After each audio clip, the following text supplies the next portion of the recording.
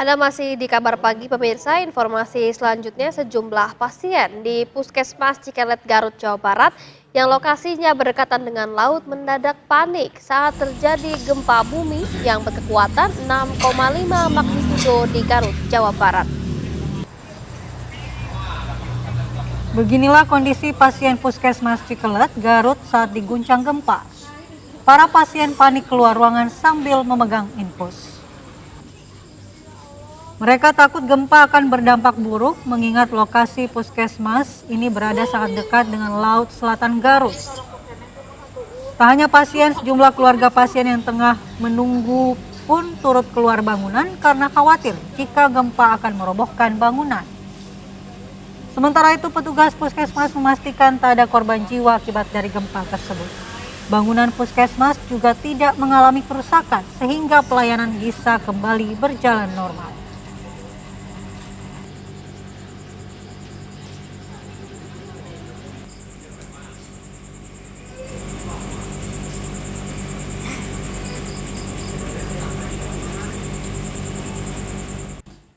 Dan pemirsa, untuk mengupdate terkait dengan gempa yang terjadi di Garut bermagnitudo 6,5, kita akan terhubung dengan Kepala BMKG Ibu Dwi Korita Karnawati. Selamat pagi Ibu Dwi. Selamat pagi Mbak Fatima dan Mbak Andi. Assalamualaikum warahmatullahi wabarakatuh. Ya, bagaimana data terkini dari gempa yang terjadi di Garut, Jawa Barat, Bu? Apakah hingga saat ini masih terjadi gempa susulan? Jadi kami mencatat telah terjadi 1 kali gempa susulan. Jadi gempa yang terjadi kemarin malam ini karena kedalamannya cukup dalam, meskipun ini gempa menengah, tapi kedalamannya 70 km pada batuan yang elastis, pejal ya, sehingga miskin gempa susulannya. Demikian. Ya, Ibu tadi disampaikan bahwa telah terjadi gempa susulan. Apakah gempa susulan ini akan terus terjadi hingga siang hari nanti?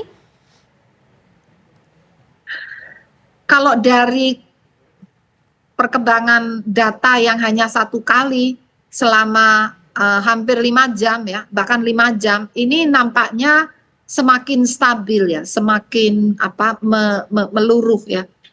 Insya Allah semakin stabil tadi. Ya Bu Dwi, dampak gempa dirasakan hingga Jabodetabek. Apakah data BMKG terkait dengan wilayah mana saja yang merasakan dampak gempa ini sudah ada, Bu? Iya, jadi kami merekam dari akselerograf dan intensitimeter, dari jaringan akselerograf dan intensitimeter, terdeteksi bahwa dampak dari gempa yang terukur dari tingkat guncangannya ini terjadi di Sukabumi dan Tasikmalaya dengan skala intensitas 4 mmi, artinya dirasakan orang banyak dalam rumah.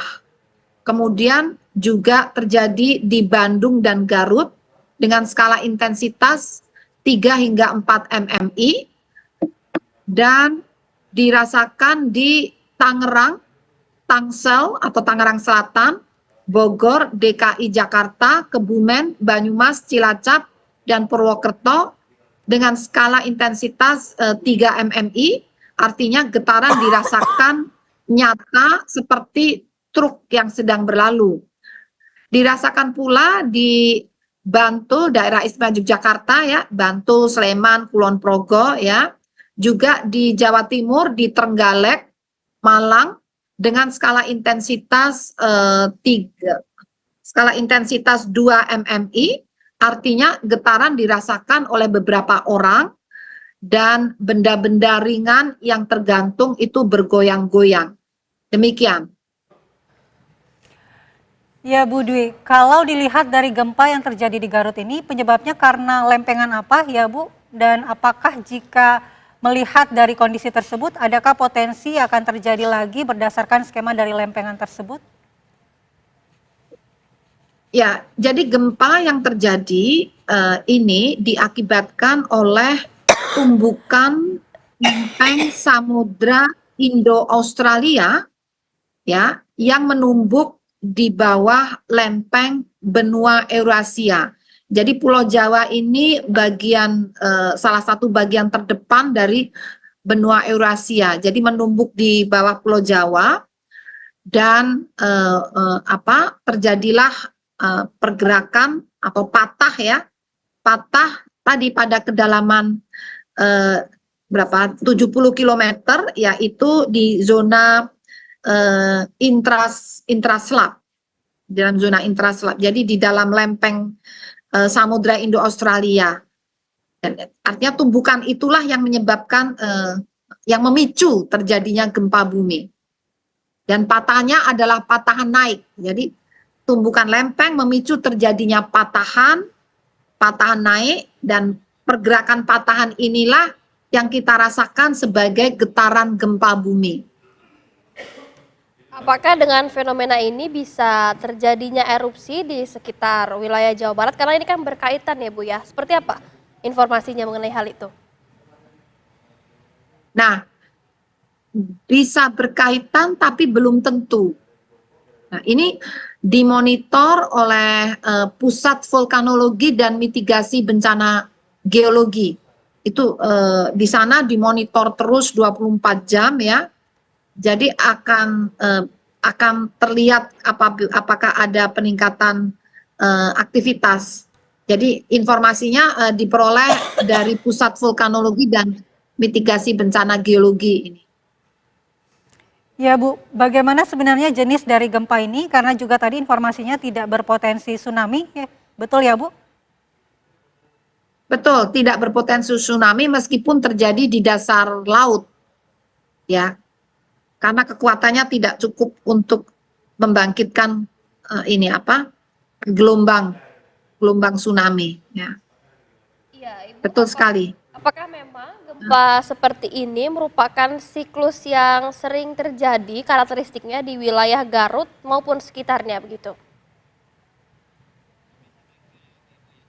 Jadi di wilayah Garut, maksudnya selatan ya, di Samudra Hindia, selatan Jawa Barat, atau di Garut dan sekitarnya, sebelumnya telah tercatat terjadi beberapa gempa ya.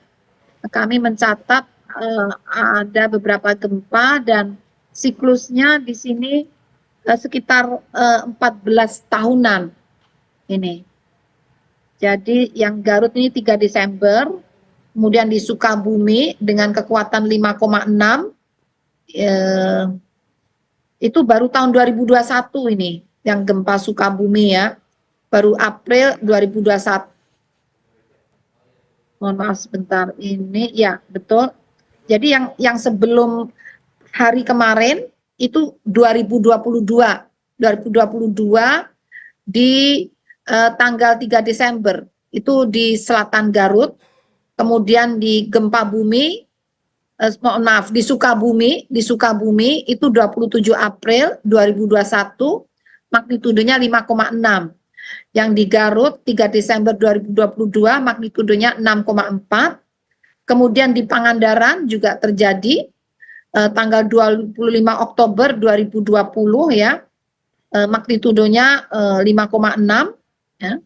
Dan seterusnya, ini bahkan yang pertama tercatat itu tahun dari data katalog itu 15 Februari 1844. Itu di Cianjur itu. Jadi di wilayah sekitarnya ya, tidak pada titik yang sama ya. Di wilayah sekitarnya itu terjadi juga, tapi kalau pada titik yang sama bedanya sekitar 14 tahun pada wilayah yang titik berdekatan ya. Tidak sama persis tapi berdekatan sekitar 14 tahun pengulangannya. Demikian. Baik, terima kasih Ibu Dwi Korita Karnawati, Kepala BMKG atas informasinya, dan terima kasih atas waktunya bergabung bersama kami di Kabar Pagi hari ini. Terima kasih Bu, Assalamualaikum. Terima kasih, Waalaikumsalam warahmatullahi wabarakatuh. Dan pemirsa, Kabar Pagi masih akan kembali dengan sejumlah informasi menarik lainnya. Tetaplah bersama kami.